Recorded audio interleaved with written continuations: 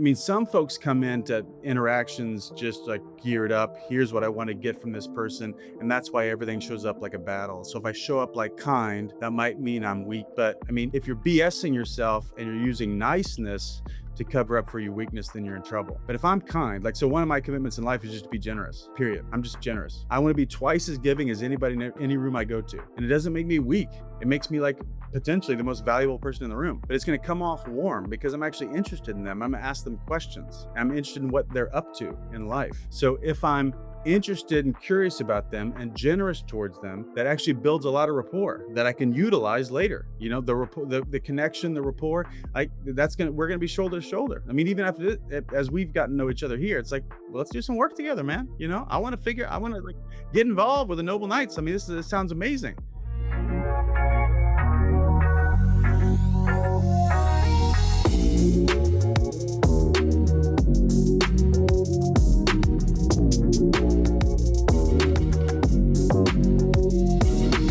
Let's impact some today. I think we're gonna do a great job.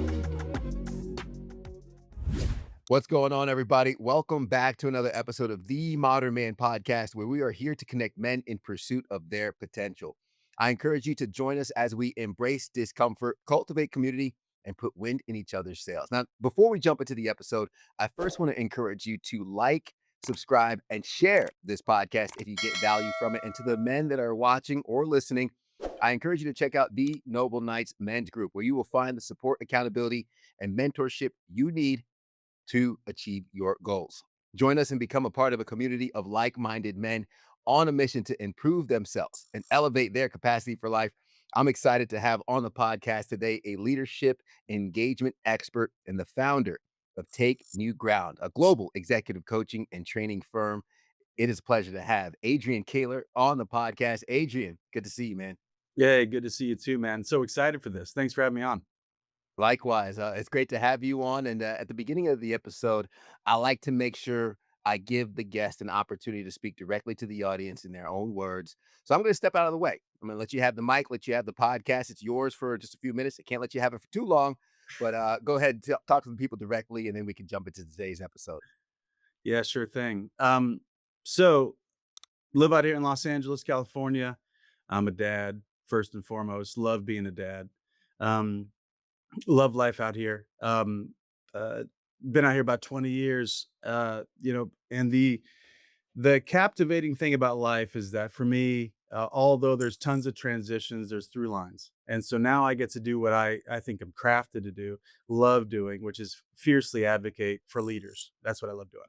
So get to work with entrepreneurs every single day, on lots of calls today, helping people figure out the most crucial things in their lives, both in their business and their personal life. Because I think it's especially for men, we tend to compartmentalize our lives into this is work and this is personal. And especially as folks get really successful, then work starts to pull them away from what matters most, which is their legacy so a lot it's all a very integrated way of doing things. And so I often think about that since I'm such a family guy and I have a big work life. And so I was always kind of too intense for, lots of people. And I realized I'm just with the wrong people. I want folks that are like all in, want to talk about the real stuff. I mean, I could talk about the Dodgers all day long, but I don't care that much. I want to talk about real life and like what's really going on behind the scenes. So I get to do that every single day while I'm coaching baseball and having a blast. So anyway, that's my life. I've been, maybe I can answer like how I got here. Been doing this for about 15 years. Before that, ran a foundation. I actually coached murderers in prison. So fascinating stories there. Before that, Wow. I was taking volunteers around the world. I worked at a world influencing church here out of Los Angeles, called Mosaic. And I was always kind of a renegade in that world. And I'm not dogmatic at all about what somebody ought to believe. I just think love changes people. So we ought to go, live that out. I think that's the best life there is. Before that, I was an intensive care nurse, mostly with kids out of college. So anyway, been around, but the through line is being with people to make courageous choices in the most challenging situations they've ever been in. So Yeah. that's my jam. I love that, man, and, a fantastic beard, by the way, for anybody Oh, that thank you. is Thank you, friend. Appreciate that. is just listening Appreciate and that. can't I was see at it. a comedy show, this weekend at the Comedy Store here in LA, which is kind of the mecca for comedy, and we Yeah. were sitting VIP right at the edge, and the guy said, "Oh, this guy's got a devilish beard." You know, like, he's, like, making fun of me. I'm like, "Hey, man, people compliment my beard, but whatever, bro. Yeah. Whatever. I worked hard on mine, so, one of these days, You look I'll good, man. embrace the full grays, man, as my Do it." daughter gets Yes, older or kid 2 comes in. I'm only 44, but, I'm calling this wisdom instead of stress. Absolutely, man, this is fine. It lets you know that you've been through some things. It's I've wisdom been coming through out. some things, lots of Speaking things. speaking of being through everything you've been through, you mentioned your background, including Yep, philanthropy, ministry, activism, medicine. yep. How have those diverse experiences, nursing, how have those diverse experiences and backgrounds played into your leadership coaching? How has that given you the principles and the values and the approach to how you coach leadership? Sure. Well, I'd say the first thing is reality is our friend. So Mhm. I've been in lots of tough situations, and we can naturally as the human being, we naturally want to survive. That's like our first, you know, thing going on for us. It's just in the background. We don't have a vote on that. That's gravity. Human beings want to naturally survive. And through that, we naturally want to avoid trouble or make less of trouble instead of let's see what's really here. How bad is it really? And most folks, we don't want to like slow down and uh, entertain how bad it actually is for some natural reasons. But in the medical front, or if you're doing philanthropy on like the socioeconomic level or whatever, all the like what is really happening, and even on leadership level, if you're running a company, most leaders will focus on certain things and then not focus on certain things, either consciously or unconsciously. And if they're handed if they naturally, if you're a great leader, you have an intuition of what's trouble, right? And so, and we have this thing called the shit sandwich principle in our business. So trouble comes to you as we call like a shit hors d'oeuvre. And nobody Hmm. wants to eat a shit hors d'oeuvre. Send that back to the kitchen. But you know what happens? It comes back as a shit sandwich. And I don't want to eat that. I don't want to eat that. I'm not eating a shit sandwich. Fine. Send that back to the kitchen. It comes back as a three-course meal. Obviously, it comes back as a buffet. So if you don't deal with reality, it will deal with you. Mm. We have a mantra in my business, like what you don't face will destroy you. So to answer your question, like all those, contexts, I would say, all presented challenges. And if you don't put your arms around the challenges and see how they are opportunities for you to up level yourself, then they will win. But if Mm. you befriend them instead of make them enemies, then you will get stronger and then you can deal with or Yeah. have victory over the situation. Yeah, 100%, almost That makes expand sense? yourself a little bit. Yeah. 100%, 100%. We spoke Yeah. about, exposure therapy a while back on the podcast and how our literally our nervous system will flee from Right. anything forced upon us. If I'm afraid of dogs and you show me a dog against my will, I will literally reinforce my fear of dogs. Right. But if I voluntarily look at a dog from a distance, I my nervous system will regulate and sit in that, and I'll still be afraid of a dog, but like at least I can tolerate a dog at a distance, Right. and then slowly expose myself repeatedly to it until I got a dog in the house, right? Right That's on. all about inching in that direction. But so many Right on. people, Adrian, they don't take the first step, man. They No, just they stay locked in and like, nope, nope, I don't mess with dogs. I'm not gonna that's do right. it, and I'm never gonna change it. That's Why? right. Yeah. I mean, psychologists call it systematic desensitization. And, Mm, so it's like exactly as you described. It's like a little bit at a time. And I could go through it, but to save time, it's just a little bit at a time. Um, And I mean, to your point, like the fear will set the parameters of your possibilities if you let it, right? So whatever you're scared of are the boundaries of your life. Like if I'm scared of whatever, I mean, I work with a lot of business leaders and they are all very brilliant, very ambitious, but some of them, most of them aren't as talented in the relational realm. So like dealing with other very talented people that might have contradictory or challenging opinions, how do I deal with that? Like, how do I have a conversation with someone that I pay a lot of money to and respect their intellect, but how do I relate to them so that they don't become an enemy of mine? And that's all. Yeah. How do you do that? I mean, for a lot of my clients, they don't know. There's not like a class on that in their master's program. So I spent a lot of time talking through how to get language for their intuitive need that they don't know, they won't ever really approach. They'll just settle for their way of relating they're used to. Does that make sense? Yeah. No, Yeah. 100%. It's almost like having the conversation of two varying opinions that can still Yeah. come together. And Right as a on. matter of fact, I like to pull research into the episode. So, a research in Harvard Business Review, this is from 2017, emphasized that leaders who effectively engage in difficult conversations can resolve conflicts more efficiently and foster a culture of open communication. Right, Yep. exactly what you're talking about. Yep. Expand on that a little bit because oftentimes, and even the shit sandwich example, we send it back, or I believe Jordan Peterson describes it as the dragon under the bed in his book, 12 Yes. Rules of Life. And we feed it crumbs. We feed it crumbs until the dragon is just too big to ignore, or the buffet is just too big to Right. to handle. And the best time to address the problem is when we first recognize it's a problem, but we avoid it Early. so much. So Yeah. I would love for you to expand on the ability for leaders to have that difficult conversation, attack the problems early instead of waiting for them to get out of control. Yeah. Well, I love Peterson, by the way. Most people can't make a distinction between the problem and the person. So that's Hmm. where you begin. Because, it's like, Tom's bringing me this issue and Tom's the problem. No, what Tom's doing or not doing is the problem. Like, if you can make that distinction, then that really helps. So we say be really hard on the problem, be very soft on the person. Hard on the problem, soft on the person. That helps. You can make that distinction. So you can sit down with a person and say, hey, this thing's really tough.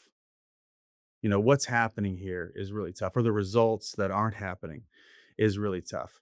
And we've got a whole methodology behind that. So we call it mining the conflict.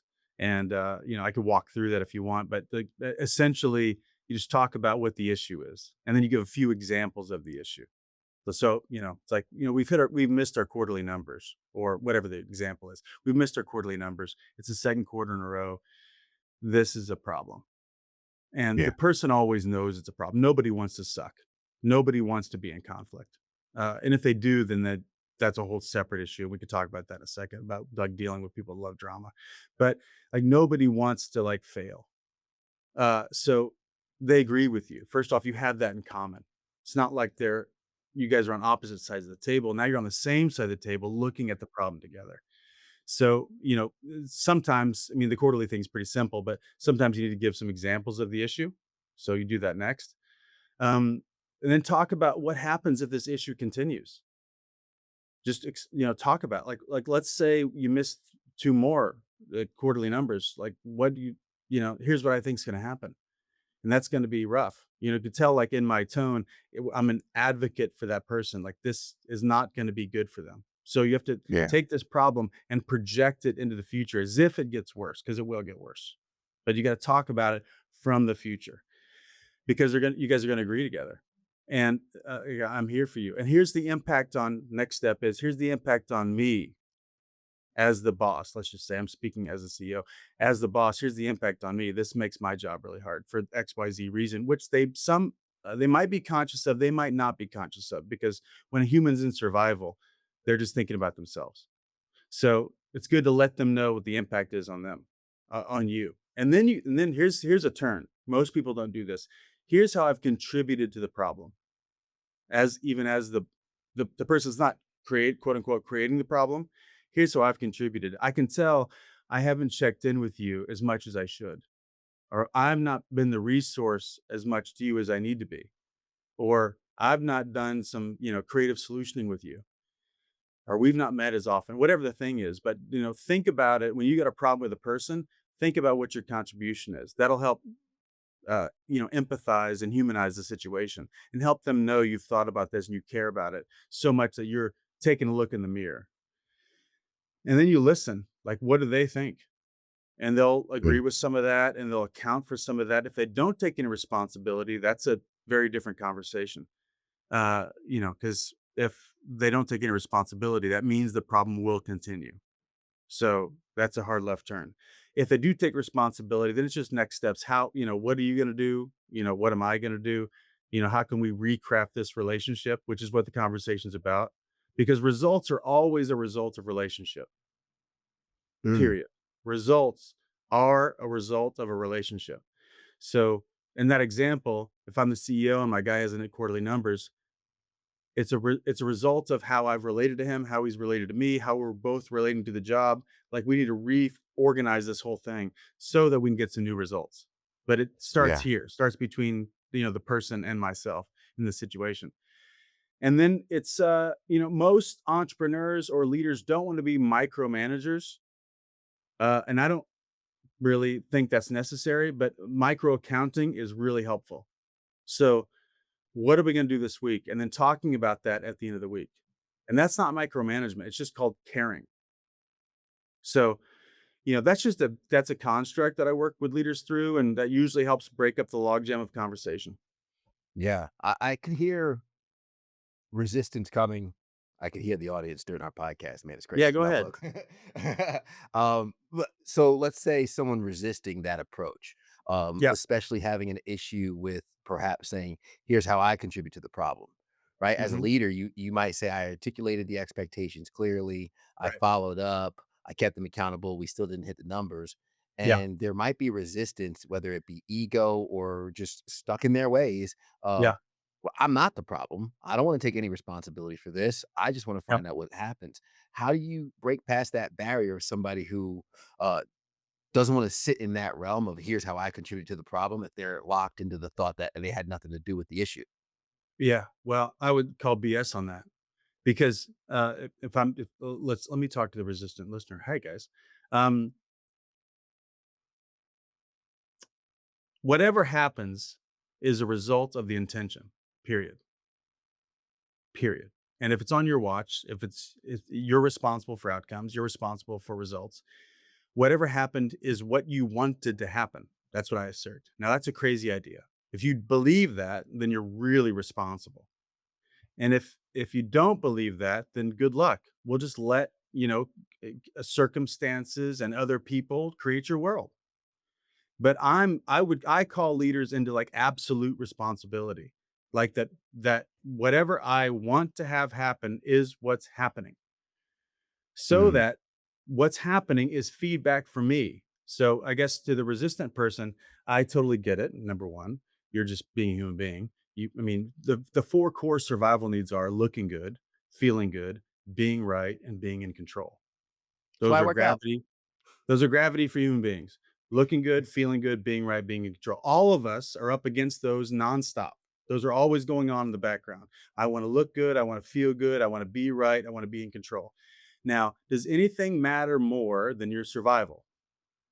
That's your question. So if you're a leader and you're running this company and you're getting crappy results, you can say it's your person. That's fine. You can fire them and spend a lot of money finding the next person for you to blame. Or you can say as a leader, listen, I own this. So if my person's not getting results, I wonder what's missing from me. That's what heroes do. That's what Mm. noble knights do. Let me just assert that I'm Salute. going to take it on me as a leader. That if somebody's if like an employee of mine's resistant to doing what it takes, great, let that person go. But there might be something missing from you as a leader. And if there's something missing from you, why wouldn't you want to know that besides your ego? Besides you're looking for Mm. somebody to blame. I'm not in a blame conversation. I'm in a what's possible conversation. And some people aren't in that, which is cool and go for it. But I'd say if you get in that conversation, there's no limit to what you can do. Yeah, no, absolutely not. I'm curious how your experiences, personal Mhm. experiences through your background has led to the inception of putting together uh take new ground, right? Yeah. How did the inception of what you do now come together from the diverse background of the ministry? I believe you said Mosaic. Is that Yeah. Ern McManus? Yeah. Okay. Yeah. So going from all that to I'm going to coach leaders. Like, how did that transition happen for Adrian? Yeah. Long story. Let me see if I can make it short. Um, so yeah, so I was doing the nursing stuff, which was great and just kind of a means to an end. I wanted to go travel the world and help people and do all that. And that got me out to LA and doing the mosaic stuff. And Irwin's quite captivating and a great leadership speaker, as well as a guy that can, I guess, contextualize the meaning of the, I guess, most essential Christian narrative.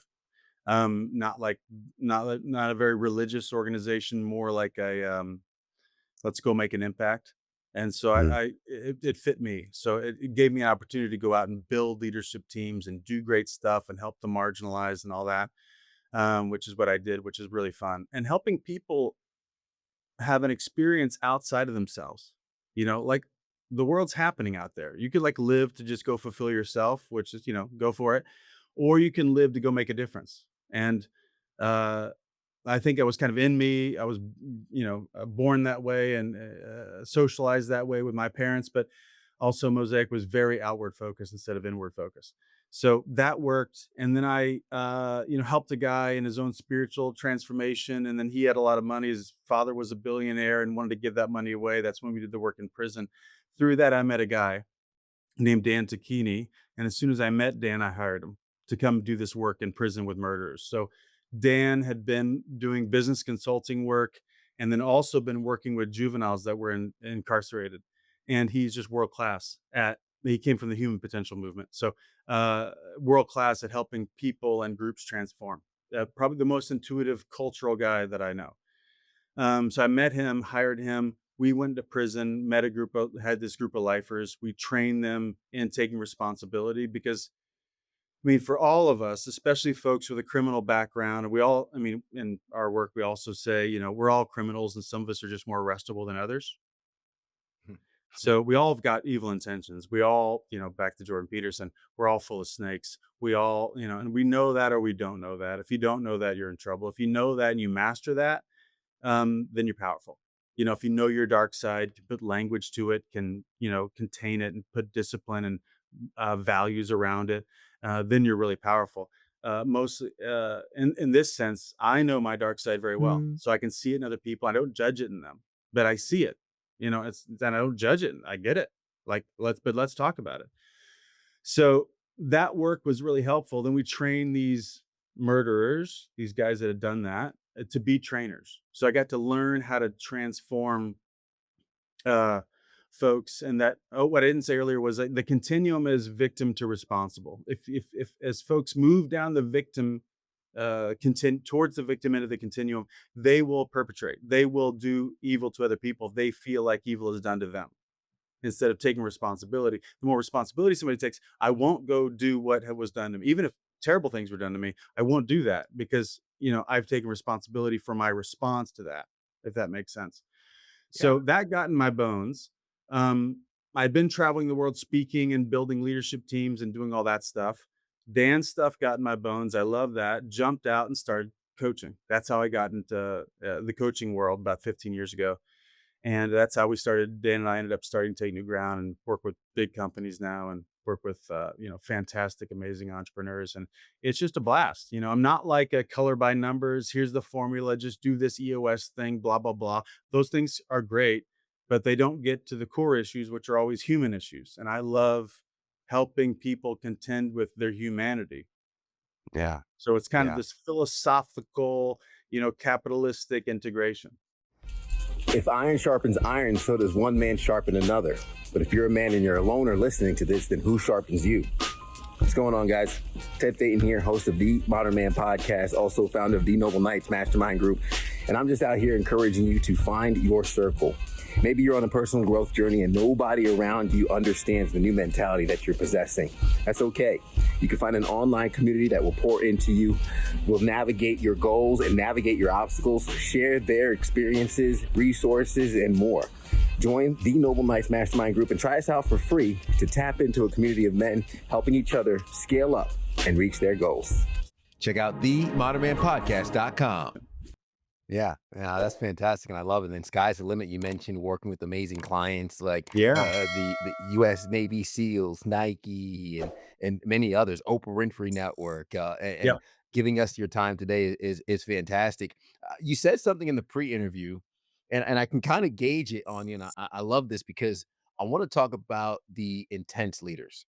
You Yeah. mentioned that you were a bit of an intense guy, right? Yeah. And I think intensity is really good, but for some people, it's hard to package that intensity with kindness or Yeah. package the intensity with softness, and they might intimidate those that are around them Sure. without even trying to. How Sure. do you authentically be your intense self while also approaching whether it's difficult conversations or those who look up to you with tenderness and kindness at the same time? That's a great question. I've never been asked that question. I've done 1,000 of these. Let's see. Um, well, I'll speak about it for me and then I'll speak to the principles. So, Mm. and this even might be a I mean, I love people. People are fascinating to me. And I'm really curious, and curiosity gets you a long way in life. Um, a lot of folks, I'm just thinking through even some clients that I'm working with right now, and I'll speak to all the guys that are listening. I know you have mostly male listeners. It's naturally male to want to prove yourself. It's natural. I mean, I think it's probably born in us. We're definitely trained that way. And like, who am I? Who are you? Where are we in the pecking order? Who's in charge here? And do you respect me? And this whole thing. And that's always an internal conversation that's happening outside of our body. Mm. So I think if a guy does the work to really settle himself and who he is, and be really unapologetic about that. Like, this is who I am. So your opinion of me is cool. Whatever it is, it's cool. If you don't like me, that works. No problem. But if you do like me, great. That also doesn't make me any greater. I know who I am. You know why? Because I say so. That's why. End of story. I am who I am. And if I do that work, then I can not be looking for that validation in every interaction. Wow. Does that make sense? A lot of folks just walk through life trying to use other people to solve some internal, conflict. And to get this might seem like a long, very far from your question, but if I do that work, then I'm actually here for you and I can be kind to you because you're not a threat to me and I'm not trying to use you for some internal need. Now, most folks might not be into this type of conversation, but this is usually what's going on behind the scenes for us as human beings. So, Mhm. um, I mean, some folks come into interactions just like geared up. Here's what I want to get from this person. And that's why everything shows up like a battle. So if I show up like kind, that might mean I'm weak. But I mean, if you're BSing yourself and you're using niceness to cover up for your weakness, then you're in trouble. But if I'm kind, like so one of my commitments in life is just to be generous. Period. I'm just generous. I want to be twice as giving as anybody in any room I go to. And it doesn't make me weak. It makes me like potentially the most valuable person in the room. But it's going to Yeah. come off warm because I'm actually interested in them. I'm going to ask them questions. I'm interested in what they're up to in life. So if I'm interested and curious about them and generous towards them, that actually builds a lot of rapport that I can utilize later. The rapport, the connection, the rapport. We're gonna be shoulder to shoulder. I mean, even after this, as we've gotten to know each other here, it's like, well, let's do some work together, man. I'm down. I want to like get involved with the Noble Knights. I mean, this sounds amazing. But it's like, so as I'm kind with somebody, um, especially as a male, I think the call is to be strength that's approachable. I mean, we've been Mm. through a couple generations of strength that wasn't approachable. It was like, I was just thinking last night as I was playing cards with my kids, and I'm thinking about like what it would have been like back in the 50s, where it's like kids are just like go off, play by yourself. But I'm not that kind of guy. I'm like all in. I'm teaching my kids poker right now. Which is Nice. fun, and they love it. And I'm in like for 3 hours. I'm just playing cards, and dads used to not do that, but it's just like be connected. I mean, what people need in leaders now and into the future is leaders that are engaged more than ever. Yeah. It's like, Yeah. don't be some person that's just distant from them. You want to get the most out of somebody, give a shit. Like, care about them. They will feel that. The folks will perform for you if they feel like you really care about what's going on for them, professionally and even personally. It just Mhm. takes so little for somebody to like really engage with you. I mean, people are not loyal to companies, they're loyal to leaders. So that's why it's a both and thing. It's like, yeah, you're not that tough if people fear you. You're really not that tough. What's the So, I mean, saying? yeah, go for it. They say, you catch more flies with sugar than vinegar. Yes, that's right. That's right. I mean, people won't, if they fear you, they're not going to really account. They're going to hide. They're not going to tell the truth if they fear you. So if you want to actually get great results, create this. I mean, love might be strong for folks that are listening that are like business leaders, but I talk about love all the time. Love creates the best context for the truth. And you can't change something unless you know the truth. So create this context of love. So it takes some acceptance and understanding and forgiveness and moving forward and partnership and camaraderie. If you do that, the truth will come out and then you actually get to deal with reality. This is what great leaders do. Yeah. Oh, man, that's fantastic. To your point, one more study. It was a study published in the Journal of Business Ethics in 2010. It found that Mhm. authentic leadership positively influences employee engagement, trust, and workplace happiness. Exactly what you're talking about. Right Of on. just caring for people, meeting them where they are, loving on them, and I love how you put it. Strength that's approachable because we're so used to and how many friends I have of, yeah, I respected my dad. I was also afraid of my dad, Right. right? Right. And Right. it's it's not necessarily that now that I'm a father, I don't want my daughter to fear me. No. I want her to embrace me, run to me if there's a problem, feel that she could bring anything to me that might happen in her life. She might be like, "Dad's not gonna like this, but I need to tell dad ASAP." Mhm. Right on. And that's what I strive to be, man. Yeah, I speak that over my kids all the time. I don't we'll see what they think, but I just tell them, "Hey, we're gonna be best friends, man." And they know, I mean, I'm not you could probably pick up, I'm not some kind of softy BS dad. I'm like very principled and they're going to always outwork their, teammates or classmates or whatever, because that's what they can control. But I just speak it over them. But same for, employees. It's like, if you've got employees that don't feel like you're on their side, you're already losing money. Mm. And you might assume that. If you assume it, you're a fool. That's spoken, and you better check in about that. Like, how much do you feel like I'm on your side?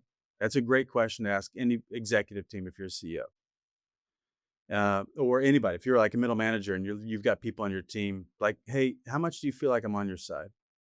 Mm. And if you felt that, is there anything else we should be talking about? Any trouble that you think I can't handle? Like, is there anything that you think, what's the question? Is there anything that you think we can't talk about? Oh, yeah.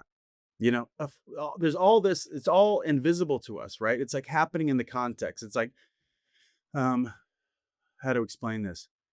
If I'm in a seminar, we run these leadership trainings called the Revenant Process. Got one coming up in a month, and we'll have a few more this year.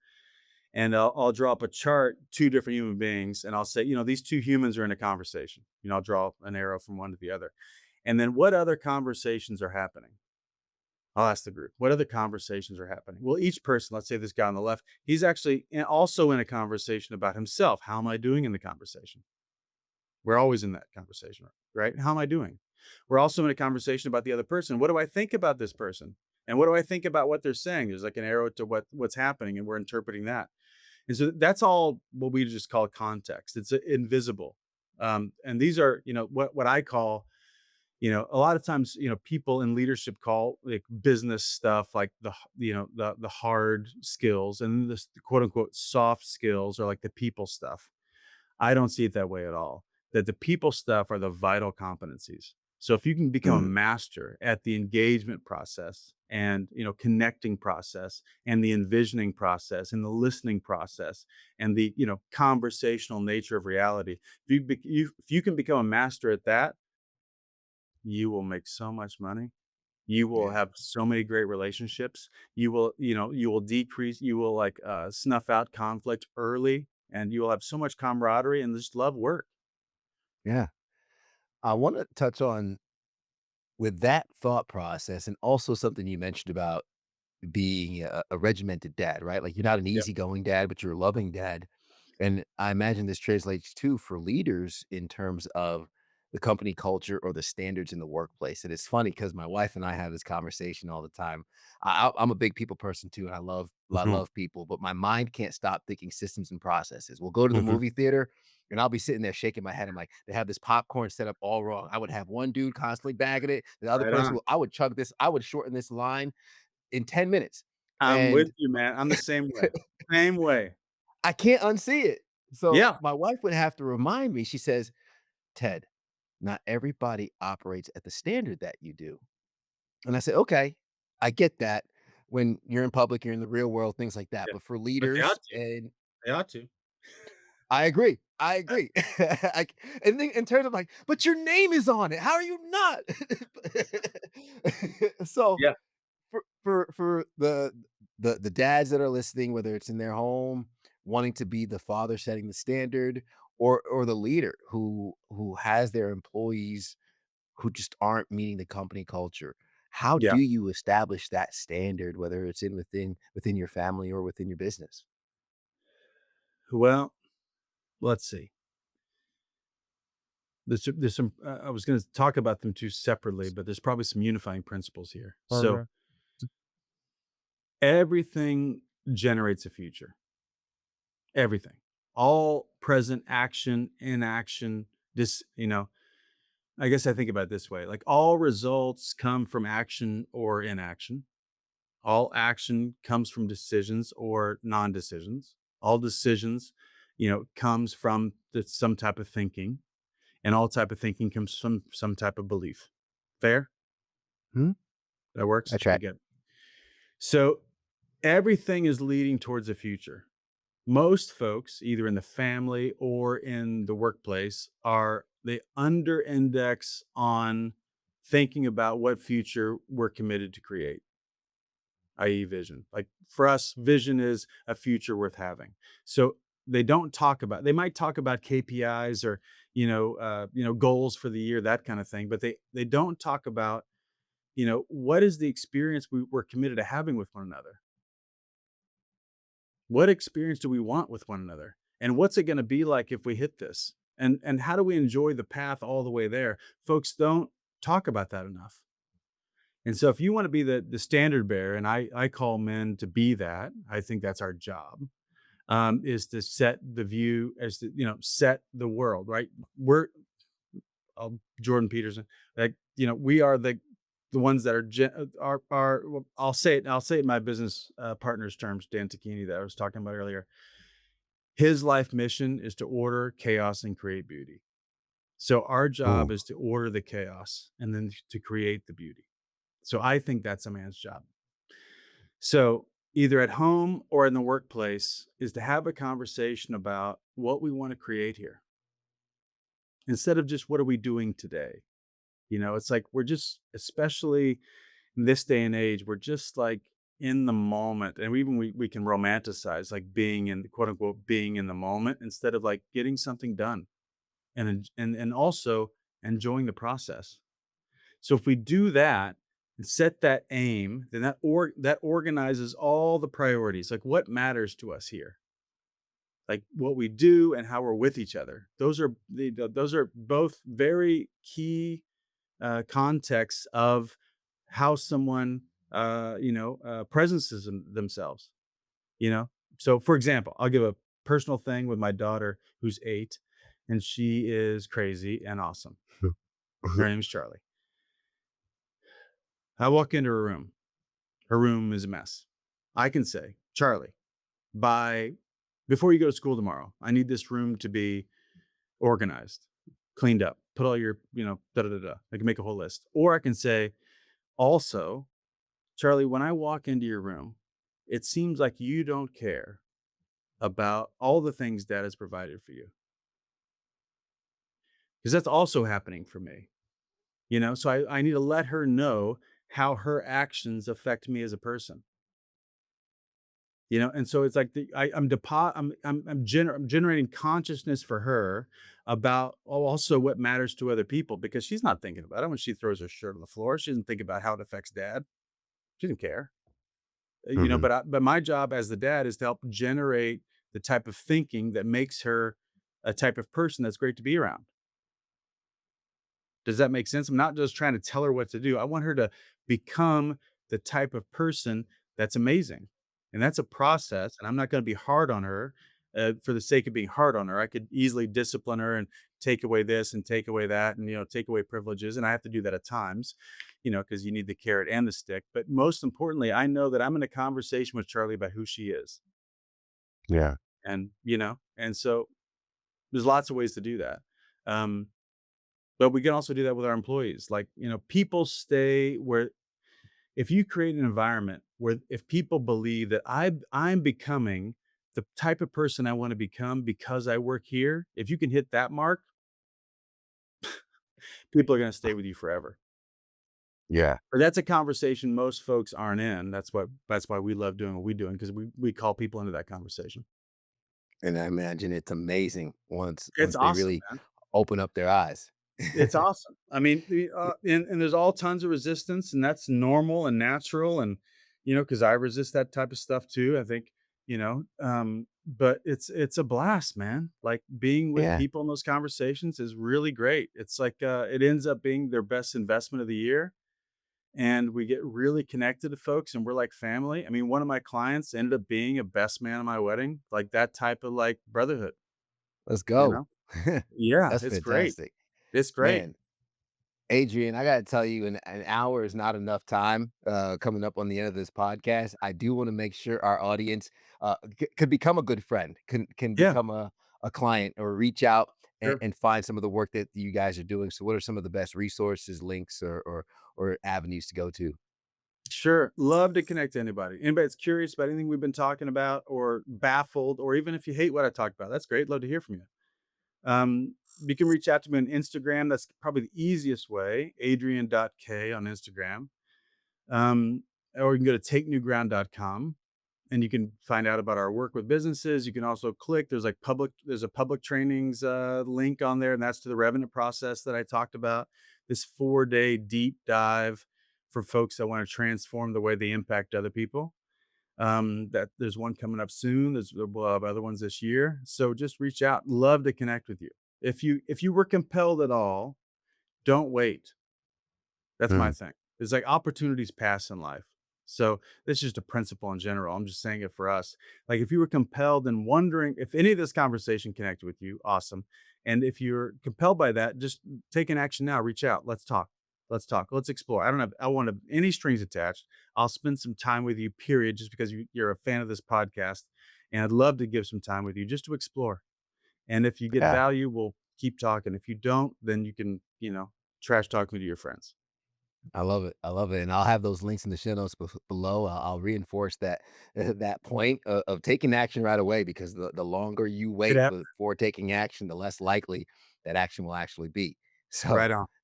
got Right to on. jump on it. Last Right on. question. It's usually the heaviest, which is why I save it for the end. If we've spoken about it already, great. If not, feel free to expand. But what is something you've seen or something that's happened to you that shapes the way you view the world as a man? Wow. What a great question. There's like a 2-week conversation in there. We'll have you back for part two. Yeah, I'll say this just because it comes to mind. I've been in this conversation a lot today. That when you meet someone that compels you, learn from them. Part of my, I guess a little bit of my story earlier, I remember exactly what the cot felt like that I was sitting on when I was listening to my Walkman Remember those? They put a CD in it. For those that are younger, we used to have these things called CDs, and they had music on them. It was cool. Hold it And straight.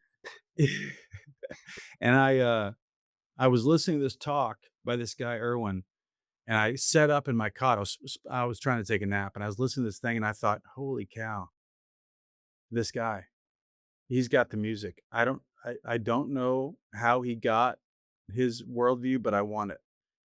And came back, read every book he wrote, and then came out to Los Angeles, and I moved across the country, and I never looked back.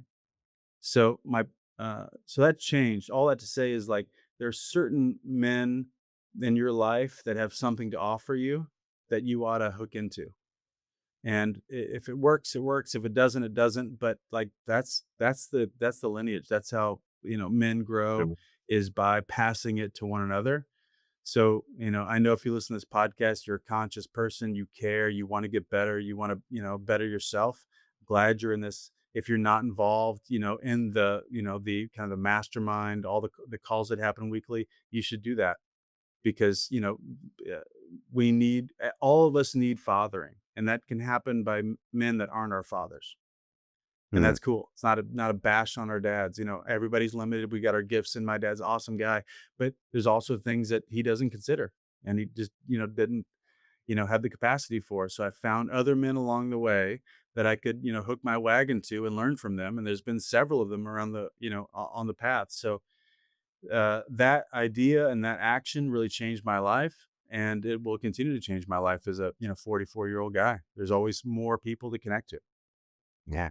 Amen to that, brother. It's all about learning from others and the influences you receive. We probably mesh so well because I get some of that same influence, mind shift, Yeah. Erwin McManus. Great, Yeah. great book. And this was actually given to me by another gentleman who I was talking to about finances. Yes, if your friends talk to you about business and finances, it's because they care about you. Hmm. But that was very thankful. But That's great. leadership engagement expert and founder of Take New Ground, a global executive coaching and training firm. Adrian Koehler, thank you so much for being on the podcast today, man. Great to be with you, brother. Love the conversation. Thank you. Absolutely. I'm going to recap really quick while we have a couple minutes left in terms of the notes that and the gems that you dropped along the way.